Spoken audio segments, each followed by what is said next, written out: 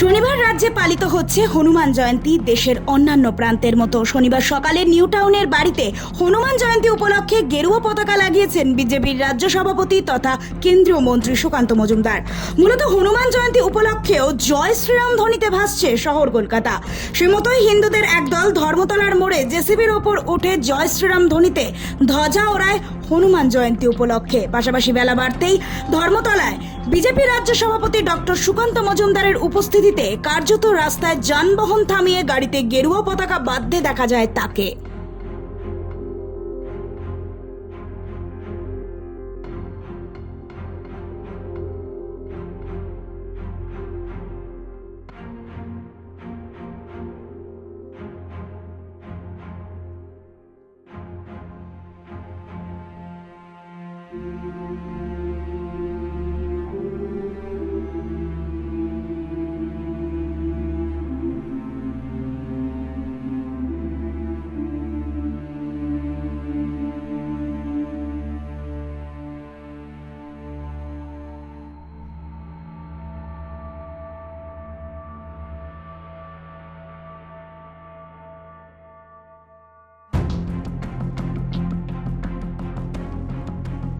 Bureau Report, The Voice Now.